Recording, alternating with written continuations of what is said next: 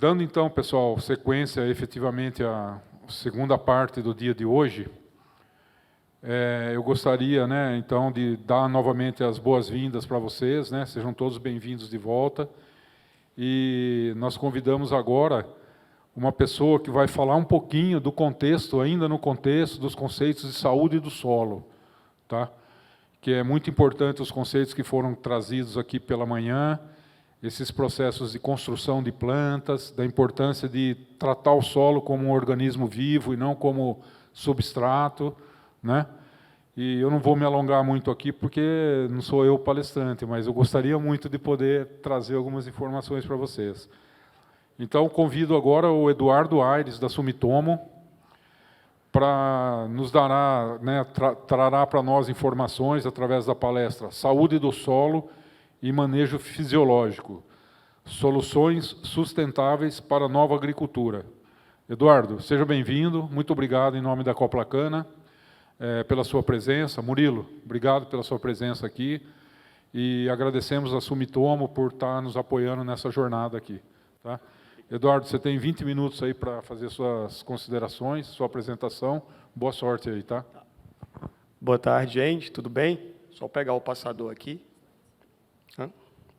Obrigado. Bom, gente, boa tarde. Primeiro, parabenizar a Coplacana por promover um evento que traz esses temas de sustentabilidade, de uma agricultura que nós queremos e traremos para um futuro, o que a gente vai deixar para as próximas gerações. E também agradecer ao espaço cedido à Sumitomo. Eu sou o Eduardo Aires, trabalho com a linha de biorracionais da Sumitomo Chemical.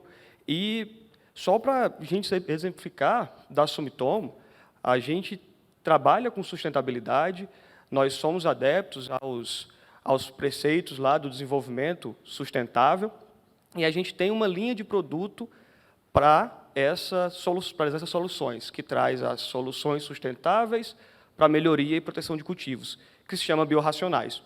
Frente a isso, a Sumitomo também tem o seu portfólio de químico, que são os químicos tradicionais, os inseticidas, fungicidas, herbicidas, e para a construção de uma agricultura, a gente precisa pensar sempre em um manejo híbrido, tá? Então, essas soluções sustentáveis, elas precisam ser utilizadas junto com o químico também.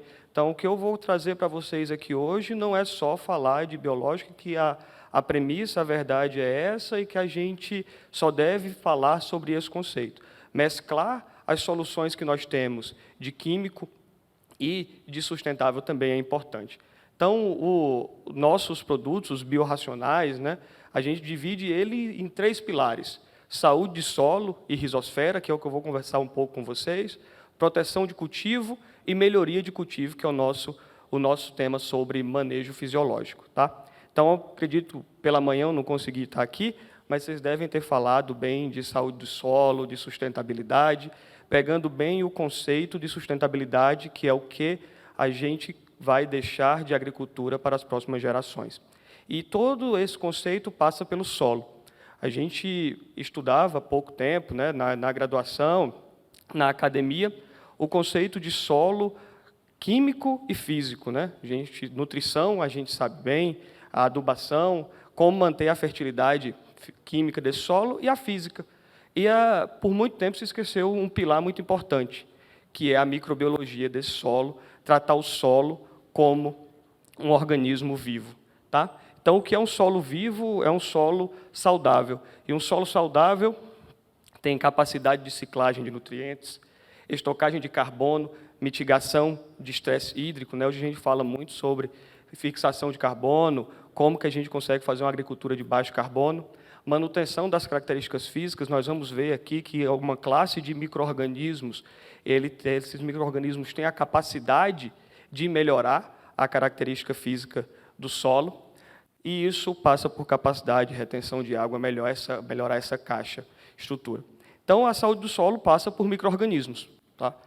Bactérias, fungos, protozoários, todos esses têm um efeito benéfico para a agricultura. E falando de micro-organismos, a gente não pode deixar de falar de fungos micorrízicos arbusculares. Então, fungos micorrízicos arbusculares era algo que a gente ouvia falar bastante na academia, contudo, com pouca aplicação prática, porque não existia produto e tecnologia de formulação para fungo micorrízico arbuscular. Então, mas o que são os fungos micorrízicos arbusculares, né? São fungos que colonizam as raízes de forma simbiótica, ganha-ganha. Então, a raiz, a planta ganha em absorção de água e nutriente, e o fungo recebe alimentos ali através dos exudatos. E os fungos micorrízicos são muito importantes para a evolução da construção da agricultura. Quando as plantas saem do meio aquático e vêm para o terrestre, são os fungos micorrízicos que ajudam essa planta a absorver água e nutriente. Então, eles têm uma grande importância para a sustentabilidade, né? E como o que são esses fungos, quais as estruturas que eles têm. Então, vamos começar pelo meio intracelular. Lá no meio intracelular, nós temos os fungos formam um arbúsculo dentro da célula, tá? Então, é através dessa estrutura que o fungo se comunica diretamente com a planta. Então, é aí que a água absorvida e os nutrientes vão estar disponibilizados para as plantas. Além disso, nós temos as hifas. As hifas dos fungos são uma estrutura que, quando ligada à raiz, permite um aumento da exploração da rizosfera em torno de 60%. Então, estruturas aí, temos também as vesículas, o micélio, mas de principal para a gente lembrar, hifa e arbúsculo. Arbúsculo é onde a planta, né, vai receber ali a água e nutrientes absorvidas pela hifa. Tá? E o que é micorriza? Né? Fungo micorrízico e micorriza. Micorriza é a associação planta-fungo. Tá? Micorriza é quando a gente já tem essa simbiose perfeita e ocorre essa simbiose e a gente já tem fungo e raiz. Né? Então, isso é a micorriza, essa área maior de absorção. Então, qual a importância dessa colonização de fungo micorrízico para a planta? Morfologicamente, a planta já tem uma limitação de absorção de água e nutriente. Tá? Por quê? Porque a planta só absorve água e nutriente pelo pelo radicular. A gente observa aquela grande faixa de raízes, quando a gente tira uma planta grande, muitas raízes, mas a parte que a planta absorve água e nutriente é o pelo radicular. Então, o pelo radicular ele tem uma limitação morfológica e de área. Né? É uma área que ele ocupa no solo para absorção de água e nutriente, é pequena. Essa zona de absorção aqui, ela é baixa. Quando aí ocorre a micorrização, esses filamentos aqui são as hifas. Então, as hifas dos fungos, ou a hifa do fungo, vai percorrer e vai a regiões do solo em busca de água e nutriente para a planta. E, ao contrário do pelo radicular, a hifa do fungo vai absorver água e nutriente em todo o seu comprimento. Então, quando nós temos uma planta com micorrização, que recebeu o fungo micorrízico, que ocorreu a micorrização, nós temos uma maior absorção de água e nutriente, em torno de 50 vezes. Tá? E, além do ponto de vista nutricional, hoje a gente fala muito de solubilização de fósforo, por exemplo, solubilização de nutrientes. O fósforo, por mais que ele seja disponibilizado, a absorção do fósforo pelo pelo radicular se dá por difusão. Tá? E essa velocidade de difusão é lenta. Então, o pelo radicular precisa estar próximo desse fósforo disponível para que ocorra uma melhor absorção. Né? Então, mesmo com a disponibilidade do nutriente, se o pelo radicular não estiver próximo, não ocorre absorção. Então, o fungo micorrízico, essa hifa do fungo, percorre zona do solo onde esse fósforo vai estar disponível. Daí que a gente tira a importância de se utilizar diferentes espécies de micro-organismos. Então, as bactérias que solubilizam esse fósforo são bastante importantes para o solo, para a solubilização de nutrientes, e as hifas do fungo para que esse fósforo, esses nutrientes sejam encontrados. Tá? Então, a gente tem na literatura que o fungo micorrízico também tem uma faixa de solubilização de fósforo, mas a estratégia de utilizar essas ferramentas combinadas também é importante. Outro ponto que fungo micorrízico também consegue, né, é a defesa da planta. A gente falou de nutrição e defesa da planta. O fungo micorrízico, no primeiro momento, ele causa uma infecção na planta, mas é uma infecção benéfica. Mas a planta entende aquilo como infecção. Então, ela se prepara para uma defesa. Então, ela ativa todo o seu sistema enzimático, de enzima antioxidante, de enzima de defesa, principalmente a PAL, a fenilalaninaaminoxidase, a peroxidase, a polifenol-oxidase, esses nomes mais difíceis.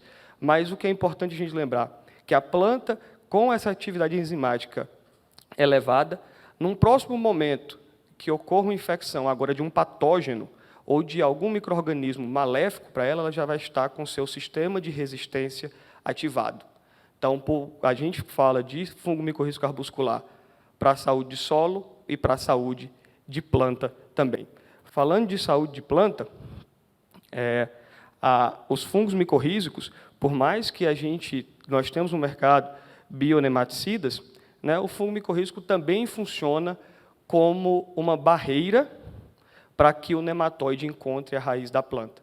Então, nós temos as hifas aqui, e aqui seria uma espécie, né, de pratilencos aí, procurando a raiz. Então, como que o nematóide acha a raiz da planta, né? Ele se locomove como se fosse um morcego, né, por sinais dos exudados, ele vai ao encontro da raiz. E quando ele chega na raiz, existem as hifas do fungo lá. E essas hifas são uma barreira física contra os nematóides. Então, os fungos micorrízicos arbusculares, a micorriza, já essa simbiose perfeita, ajuda na absorção de água e nutriente, ajuda na defesa da planta contra patógenos e também funciona como uma barreira física para micro-organismos como o nematóide. Então, já falamos de alguns pilares e como que os fungos micorrízicos também ajudam na saúde do solo. O fungo micorrízico libera uma glicoproteína chamada glomalina. Essa glomalina, ela age no solo como um agente cimentante. Então, como se juntasse todos aqueles agregados e e se agrega melhor esse solo, aumentando principalmente microporosidade, que são os poros onde o solo retém água. Tá? Então, além da melhoria dos pontos que a gente já falou, ou a melhoria na estrutura, quando a gente fala de liberação de glomalina. Então, quais são os benefícios diretos e indiretos? Esse é o nome do produto da Sumitomo, tá? Endomax, a gente tem registro para soja e para milho, e estamos evoluindo para outras culturas também, utilização em suco de plantio, mas quais são os benefícios dos fungos micorrízicos? Melhor absorção de água e nutriente, porque a planta aumenta em 50 vezes ali a sua área de absorção, otimiza o desenvolvimento da planta, mais água, mais nutriente, a planta cresce. Né? Promove resiliência a estresse. A gente, hoje, aqui dentro da sala, não, mas lá fora deve estar um calor quase insuportável. Né? Então, como que a planta ela vai ter um resfriamento de folha, principalmente? Né? Quando a gente fala de fotossíntese, temperatura é extremamente importante. Como que a planta resfria a folha dela? Através de um processo chamado transpiração. A água vem do solo, sobe em direção à atmosfera, sai pelo estômago do vapor da água, esse vapor de água resfria a folha. Então, com mais sistema radicular, com mais área de absorção de água, tem uma caixa maior de água no solo, essa água entra pela raiz, vai sair lá pela folha, causando a diminuição da temperatura da mesma. Então, não é só tolerância a déficit hídrico, como nós comentamos, mas uma tolerância também a estresse térmico. Produção de glomalina, que é uma glicoproteína, e é uma glicoproteína de cadeia longa. Tá? Como é uma cadeia longa, tem vários carbonos nela. Então, além de estruturar o solo, também tem uma fixação de carbono e melhora a estrutura do solo. Então, essas são as características do Endomax. Né? A nossa função aqui é mais falar sobre fungo micorrízico mesmo, os benefícios dele para a agricultura. O que vale dizer é que é uma ferramenta que pode ser misturada com outros produtos, tá? Não tem nenhuma característica de incompatibilidade com fertilizante, com químico e com outros biológicos. A utilização de fungos mais bactérias são muito importantes também. As bactérias também têm um efeito fitotônico, né? Quando a gente fala de efeito no crescimento da planta, e o fungo micorrízico chega como mais uma alternativa da Sumitomo Chemical para a melhoria da saúde do solo. O tema é saúde do solo e manejo fisiológico, né? Então, é um pilar da Sumitomo, que é o manejo de solo, o manejo de saúde do solo, e nós temos também um manejo fisiológico.